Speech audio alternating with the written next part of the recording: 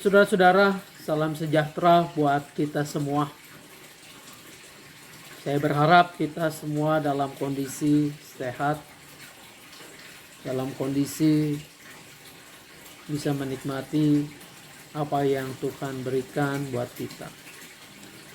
Walaupun mungkin di antara kita ada yang dalam kondisi sulit, susah, bahkan sakit, tak mengapa. Kita yakin dan percaya dalam kondisi apapun Tuhan menolong, menyertai kita. Saat ini pembahasan firman Tuhan ada dalam bingkai tema menghadirkan kerajaan Allah di tengah penderitaan. Jadi ada konteks kerajaan Allah yang harus bersama-sama kita hadirkan justru di tengah-tengah masa yang sulit penderitaan itu. Kita akan siapkan renungan firman Tuhan pada saat ini yang diambil dari surat Rasul Paulus kepada jemaat di kota Roma. Roma 5 ayatnya yang pertama sampai dengan ayatnya yang ke-8. Sebelum kita membaca firman Tuhan Alkitab, mari saya mengajak untuk kita semua bersatu di dalam doa. Tuhan Bapa di dalam sorga, kami berdoa pada saat ini mengucap syukur. Apapun kondisi yang sedang kami alami, kami jalani. Ungkapan syukur itu karena kami yakin dan percaya bahwa Engkau senantiasa menyertai, memberkati dan menolong kami tepat pada waktunya dan sesuai dengan apa yang kami butuhkan. Kami percaya bahwa Engkau adalah Bapa yang menyayangi setiap anak-anaknya. Namun Bapa juga yang meminta kepada kami semua tidak hanya merasakan kasih sayang Bapa itu sendiri, melainkan diminta untuk membagikannya, menghadirkannya kepada sesama kami dalam konteks di mana kami ada. Firman-Mu akan kami baca, akan kami gumuli, akan kami bahas. Biarlah Roh-Mu yang kudus menolong kami semua, supaya firman ini boleh kami pahami, kami mengerti dengan baik, dan dengan pemahaman yang baik, kami dimudahkan untuk melakukan firman Tuhan dalam hidup sehari-hari. Hamba-Mu yang penuh kelemahan, keterbatasan, kiranya Engkau yang menolong. Sehingga ketika Ia menyatakan, menyampaikan firman-Mu, itu semua sesuai dengan apa yang Engkau ingini untuk kami kini dan di sini. Berbicaralah ya Bapa, sapalah setiap kami semua. Kami berdoa di dalam nama Tuhan kami, Yesus Kristus, kepada Bapa di surga. Amin. Saya akan membacakan untuk kita semua surat Rasul Paulus kepada jemaat Roma. Roma pasalnya yang kelima, ayat pertama sampai dengan ayatnya yang ke-8. Begini. Sebab itu, kita yang dibenarkan karena iman, kita hidup dalam damai sejahtera dengan Allah oleh karena Tuhan kita, Yesus Kristus. Oleh Dia kita juga beroleh jalan masuk oleh iman kepada kasih karunia ini. Di dalam kasih karunia ini kita berdiri dan kita bermegah dalam pengharapan akan menerima kemuliaan Allah. Dan bukan hanya itu saja, kita malah bermegah juga dalam kesengsaraan kita. Karena kita tahu bahwa kesengsaraan itu menimbulkan ketekunan. Dan ketekunan menimbulkan tahan uji. Dan tahan uji menimbulkan pengharapan. Dan pengharapan tidak mengecewakan. Karena kasih Allah telah dicurahkan di dalam hati kita oleh Roh Kudus yang telah dikaruniakan kepada kita. Karena waktu kita masih lemah, Kristus telah mati untuk kita orang-orang durhaka pada waktu yang ditentukan oleh Allah. Sebab tidak mudah seorang mau mati untuk orang yang benar. Tetapi mungkin untuk orang yang baik ada orang yang berani mati. Akan tetapi Allah menunjukkan kasih-Nya kepada kita oleh karena Kristus telah mati untuk kita ketika kita masih berdosa. Sampai demikian jauh pembacaan Alkitab firman Tuhan. Tuhan Yesus berkata, yang berbahagia setiap kita yang mendengarkan firman Allah, memelihara tentu dengan melakukannya. Haleluya. Saudara-saudara, surat yang kita baca atau perikop yang kita baca tepatnya ini adalah surat Roma. Surat Rasul Paulus kepada jemaatnya di Roma. Roma bukanlah jemaat yang dirintis, didirikan oleh Rasul Paulus. Namun kemungkinan besar jemaat Roma ini dirintis, didirikan oleh orang-orang Makedonia. Makedonia itu orang-orang sederhana, orang-orang kecil yang bahkan mungkin lekat atau dekat sekali dengan kesulitan, dengan penderitaan secara materi. Namun punya semangat yang luar biasa untuk memberitakan Injil, untuk memberitakan kasih Tuhan. Dan sampai di Roma ini. Lalu tidak hanya orang-orang Makedonia, mungkin juga ada orang-orang dari Asia yang bertobat setelah mereka mengalami peristiwa Pentakosta. Pentakosta yang dicatat di dalam Kisah Rasul pasal 2 ayat 10 dan seterusnya itu. Mereka tergerak untuk menyampaikan, memberitakan Injil dan akhirnya sampai di Roma. Kota Roma adalah kota yang cukup besar pada waktu itu. Bahkan Roma merupakan ibu kota kekaisaran Romawi. Dari situlah jemaat Tuhan ini terus bertumbuh. Nah, saudara-saudara, tentu saja di pusat kekuasaan Romawi ini kehidupan orang-orang percaya di situ tidak selalu mudah. Bahkan akrab. Mereka berada di dalam penderitaan, penganiayaan. Nah, dalam konteks penderitaan, penganiayaan inilah justru mereka diharapkan tetap boleh memberitakan Injil kerajaan surga itu.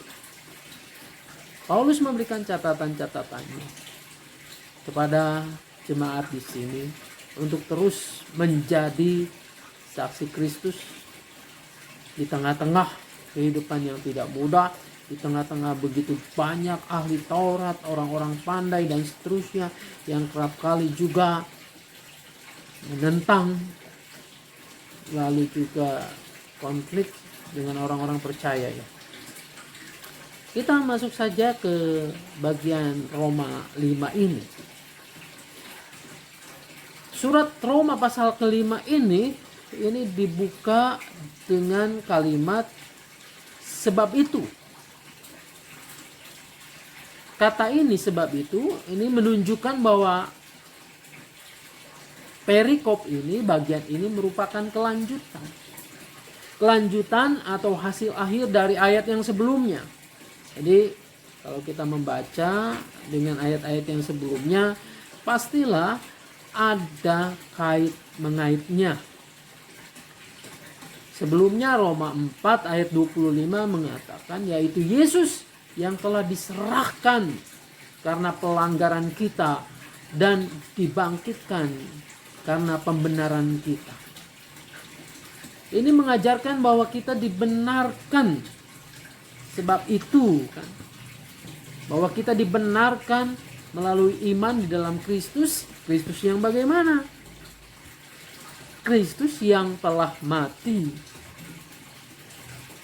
Telah mati dan bangkit untuk menebus, menyelamatkan manusia yang berdosa.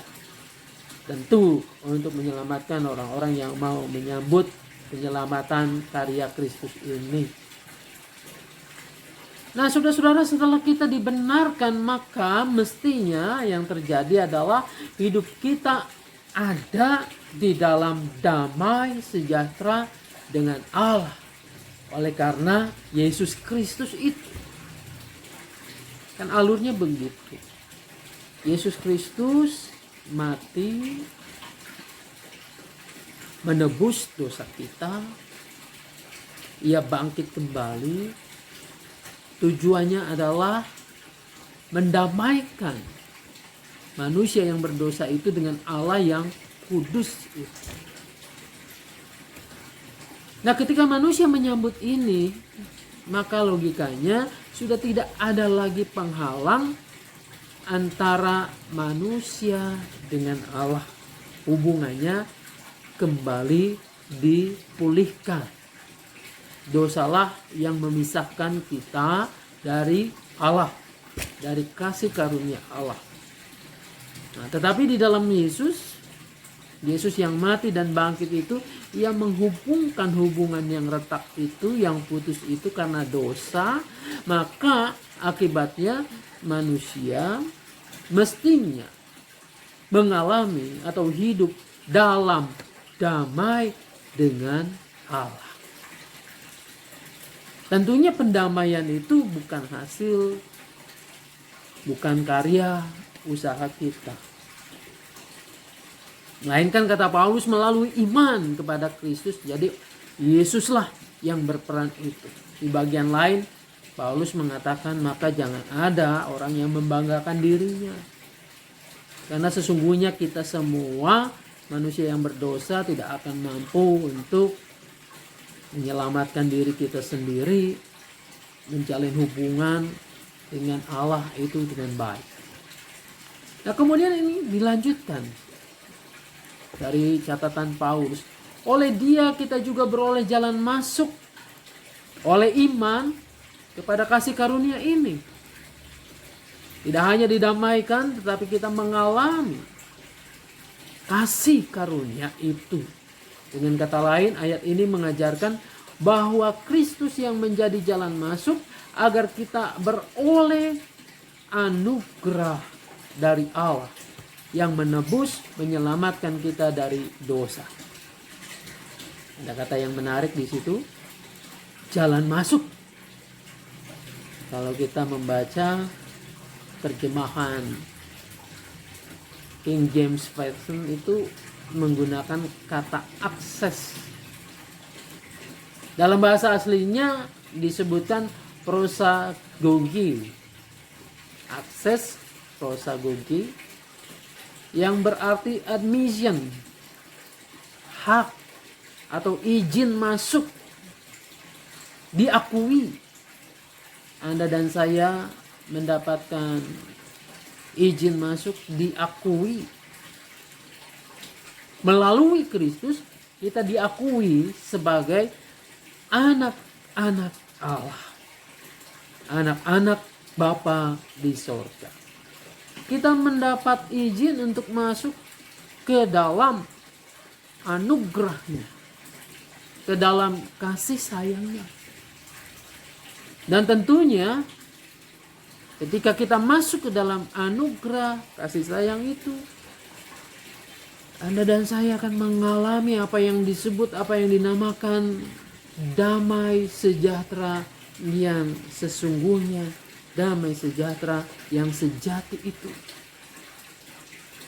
Nah, kalau menurut Paulus, tanpa Kristus tak mungkin ada jalan masuk. Tak mungkin Anda dan saya didamaikan. Tak mungkin Anda dan saya merasakan kedamaian yang diberikan Allah ini. Saudara-saudara, selain mendapat damai sejahtera sebagai anak-anak Tuhan yang ditebus oleh Kristus sendiri, kita juga mendapatkan sesuatu yang luar biasa, kemuliaan Allah. Sebagaimana yang dituliskan tadi, di dalam kasih karunia ini kita berdiri dan bermegah dalam pengharapan akan menerima kemuliaan Allah.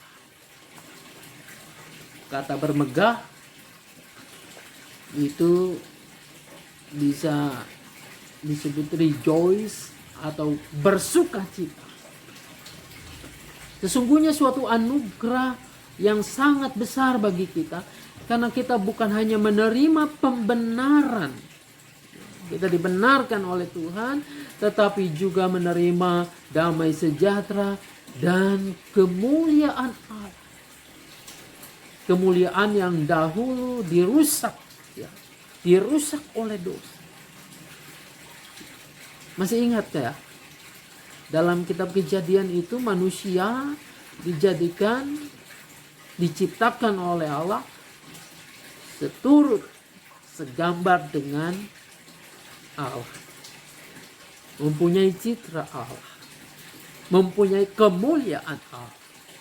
Namun oleh karena pemberontakan manusia, maka kemuliaan Allah itu rusak oleh dosa. Di dalam Kristus inilah kemuliaan yang tadinya rusak bahkan hilang itu dikembalikan. Dikembalikan lagi. Lalu kemudian di situ manusia mengalami persekutuan damai sejahtera dengan Allah. Nah, saudara-saudara, namun apakah ketika manusia diperdamaikan dengan Allah, dia belum beroleh jalan masuk, akses, ia menjadi anak-anak Allah,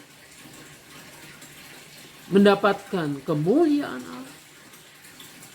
Lantas apa dengan begitu lalu bebas, steril dari penderitaan? Oh, ternyata tidak. Ayat yang selanjutnya Paulus mengatakan, ayat 3, ayat 4 itu, dan bukan hanya itu saja, kita malah bermegah juga dalam kesengsaraan. Karena kita tahu bahwa kesengsaraan itu menimbulkan ketekunan, dan ketekunan menimbulkan tahan uji, dan tahan uji menimbulkan pengharapan. Jadi jangan bermimpi bahwa ketika Anda dan saya diperdamaikan dengan Allah, menjadi anak-anak Allah, anak-anak Bapa di sorga, lalu kemudian hidupnya bebas dari penderitaan. Oh, tidak. Bukan kita dibebaskan dari kesengsaraan. Tetapi di sini Paulus menarik mengajarkannya. Bahwa sengsara penderitaan itu adalah sebuah anugerah. Paulus mempunyai cara pandang yang lain tentang penderitaan itu. Bahwa penderitaan itu bukan selamanya sesuatu yang menyesakkan, sesuatu yang membuat manusia terpuruk, tidak berdaya sama sekali. Tetapi di situ adalah ada anugerah. Kok bisa demikian? Saudara-saudara, mari kita lihat dalam konteksnya. Ini harus dilihat dalam konteks penulisan surat Roma, di mana jemaat-jemaat Kristen menerima penganiayaan yang luar biasa dari kekaisaran Romawi. Tidak jarang juga mereka menerima perlakuan yang tidak baik dari sesama orang Yahudi.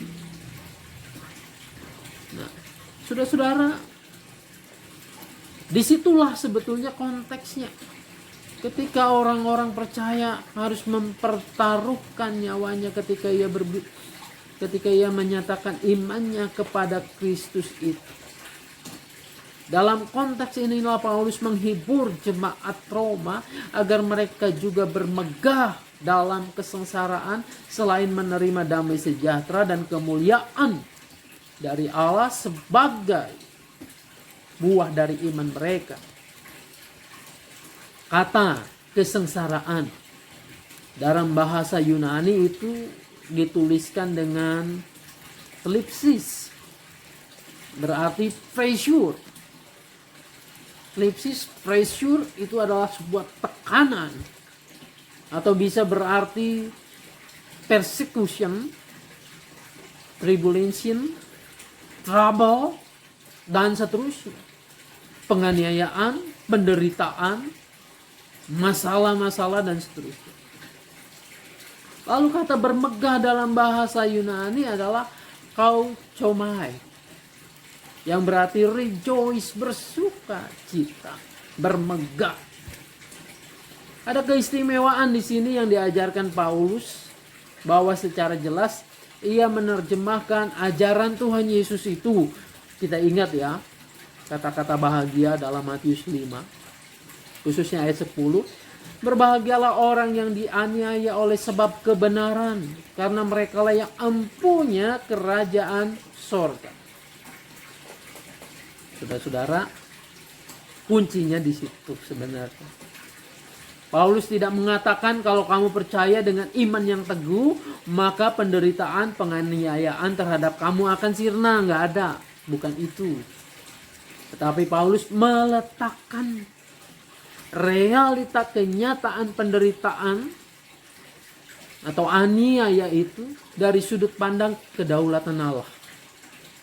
Bahwa dengan penderitaan yang dialami oleh jemaat di Roma itu, mereka harus tetap bersuka cita karena Yesus sudah mengatakan bahwa orang yang dianiaya oleh sebab kebenaran ialah yang empunya kerajaan surga. Bahkan kesengsaraan yang dialami itu berbuahkan ketekunan. Ketekunan menimbulkan tahan uji, dan tahan uji menimbulkan pengharapan.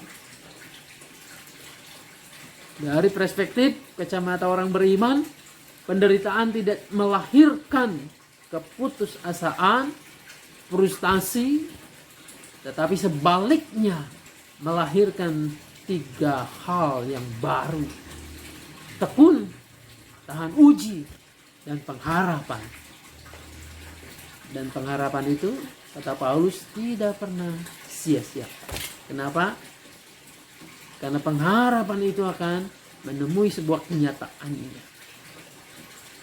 Nah, saudara-saudara, disinilah sebenarnya yang harus kita dalami lebih lanjut.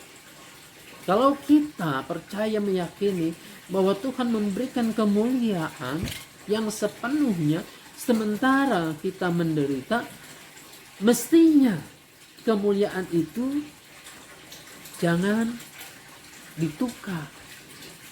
Ada orang yang sama, saya ingat kisahnya seperti misalnya Esau. Esau begitu menginginkan sayur kacang merah. Dia lapar, mungkin habis berburu. Dia melihat masakan adiknya ini suatu yang begitu lezatnya. Maka sang adik Yakub itu dengan akalnya yang mengatakan, boleh engkau makan ini, tapi tukar dulu hak kesulunganmu. Dan akhirnya apa yang terjadi? Esau menukar hak kesulungan dengan semangkuk kacang merah. Hari ini ada banyak orang yang menukar, tanda petik, kesulungan itu, yang menukarkan kemuliaan Allah, yang menukarkan damai sejahtera dari Allah dengan hal-hal yang dianggapnya bisa menyenangkan, bisa menyelesaikan masalah yang sedang dihadapinya. Anak-anak muda banyak menukarkan kemuliaan Tuhan dengan apa? Dengan narkoba misalnya, dengan seks bebas, dengan melakukan semau, yang penting happy sekali. Nah, saudara-saudara, dalam perspektif Paulus ini clear. Kenapa? Ada kemuliaan yang besar yang menanti di sana. Jangan engkau tukarkan dengan hal-hal yang sementara mungkin pada saat ini kita menjalaninya sedang sulit, susah. Jangan sampai penderitaan yang kita hadapi, kita alami saat sekarang, kemudian kita nggak tahan dan akhirnya menukar kehidupan yang kekal itu demi kita sekarang nggak mau susah repot. Nah, orang percaya, kata Paulus ini, seharusnya berbeda. Memandang penderitaan itu, penderitaan dapat menimbulkan tadi ketekunan. Bertekunlah di sana menghadapi persoalan. Jangan melarikan diri dari persoalan. Lalu kemudian dari ketekunan itu Anda dan saya bisa tahan uji. Jadi anak-anak Tuhan itu digembleng sedemikian rupa untuk tidak jadi pecundang, tetapi untuk menjadi orang-orang yang tangguh, yang tahan uji. Karena dalam tahan uji itu ia akan bisa memperoleh sebuah pengharapan, dan pengharapan itu tidak sia-sia. Nah, saudara-saudara, kembali ke tema kita adalah pada saat ini menghadirkan kerajaan Allah di tengah-tengah penderitaan. Jadi ketika kita pada saat ini banyak mengalami kesulitan, penderitaan dan seterusnya, justru pada konteks inilah, sekarang inilah menghadirkan kerajaannya itu. Memberikan kepada orang-orang di sekitarnya bagaimana cara menghadapi penderitaan ini, kesulitan hidup ini. Maka yang terjadi, bertekunlah di sana. Hadapilah setiap persoalan-persoalan yang kita alami, yang Tuhan izinkan ada dalam kehidupan kita. Jangan lekas mengeluh, jangan lekas mengasihani diri dan menganggap diri, oh saya adalah orang yang paling malang, orang yang paling menderita. Jangan, karena Tuhan tidak mendidik kita untuk itu, tapi mengubah situasi ini dengan ketekunan kita, bahkan bisa menghadirkan kerajaan Allah. Jadi apa yang bisa kita hadirkan di sini? Melalui contoh, melalui perbuatan kita yang tekun menjalani, mengatasi berbagai kesulitan, kita mengajarkan juga pada dunia ini bagaimana setiap anak Tuhan itu boleh terus tekun. Ya. Tekun di dalam iman menghadapi semuanya itu, lalu juga kemudian tekun untuk berharap. Karena pengharapan kita tidak akan sia-sia. Nah, saudara-saudara, ketika Anda dan saya bekerja, melakukan segala upaya seperti ini, kita bisa melihat ini loh, kesaksian Anda dan saya sebagai anak-anak Tuhan. Bahkan di sini pun sama seperti Paulus yang dalam keadaan sulit, keadaan menderita, dia masih bisa berbagi untuk menyemangati, untuk orang-orang di Roma itu tidak kehilangan imannya. Di sini kita diutus Tuhan. Tuhan menghadirkan kita untuk memberikan contoh, untuk bisa menghadirkan kerajaan Allah. Kerajaan Allah yang seperti apa? Seperti ayat-ayat di atas ini, bahwa Yesus mendamaikan, bahwa Yesus memulihkan hubungan yang retak. Biarlah melalui kita juga, kita boleh mendamaikan satu dengan yang lain. Kita boleh mengampuni satu dengan yang lain. Kita boleh menghadirkan tanda-tanda kerajaan Allah itu. Dengan apa? Dengan pemulihan yang bisa kita lakukan. Biarlah Tuhan juga menolong kita untuk dapat melakukannya. Saya yakin dan percaya, sebatas kemampuan kita, Tuhan ingin berkarya melalui Anda, melalui saya. Justru di tengah-tengah situasi yang tidak mudah. Marilah bersama-sama kita bergandeng tangan. Sekecil apapun, hadirkanlah pengharapan itu. Hadirkanlah ketekunan di dalam iman. Dan niscaya kehidupan Anda, kehidupan kita semua akan menjadi berkat bagi orang-orang di sekeliling kita. Tuhan Yesus menolong, memberkati kita. Amin. Mari kita satukan hati, kita berdoa. Bapa di dalam surga, terima kasih untuk kasih sayang-Mu, untuk pendamaian di dalam Kristus, tetapi juga untuk anugerah-Mu yang begitu besar, untuk kepedulian-Mu, untuk kepercayaan-Mu kepada setiap kami, agar kami dapat menghadirkan tanda-tanda kerajaan Allah, khususnya dalam suasana, dalam kondisi yang tidak menguntungkan, di banyak orang mengalami penderitaan. Bapa, tidak mustahil juga pada saat ini kami sedang mengalami kesulitan penderitaan. Namun mampukan kami untuk terus tetap tekun sehingga kami dapat tahan uji, dan dalam tahan uji itulah kami memperoleh pengharapan, karena pengharapan yang Kau berikan tidak pernah akan sia-sia. Inilah doa kami ya Bapa. Di dalam nama Tuhan kami Yesus Kristus kami berdoa kepada Bapa di sorga. Kasih Tuhan mengiringimu, dan sayapnya melindungimu.